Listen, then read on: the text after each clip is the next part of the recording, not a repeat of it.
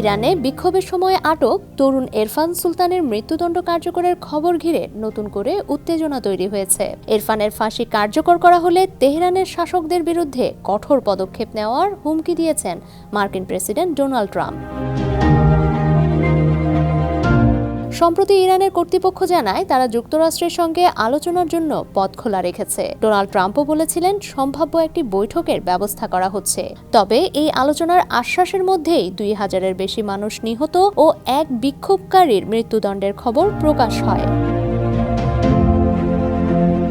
CBS নিউজকে দেওয়া সাক্ষাৎকারে ডোনাল্ড ট্রাম্প বলেন, তারা যদি এরফানকে ফাঁসিতে ঝোলায় তাহলে আপনারা কিছু বিষয় দেখতে পাবেন। আমরা খুবই কঠোর পদক্ষেপ নেব। তিনি আরও জানান, ইরানের পরিস্থিতি নিয়ে হোয়াইট হাউসে উচ্চ পর্যায়ের বৈঠক করবেন।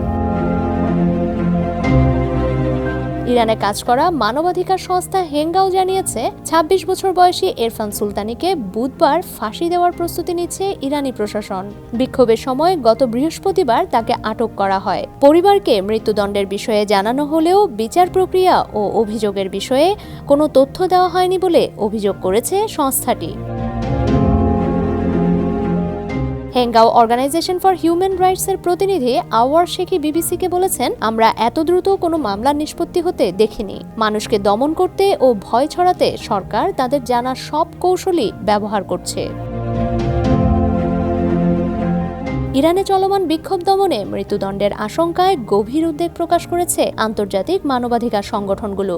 একই সঙ্গে যুক্তরাষ্ট্র ও পশ্চিমা দেশগুলোর সঙ্গে তেহরানের উত্তেজনা আরও বাড়তে পারে বলে মনে করছেন বিশ্লেষকরা।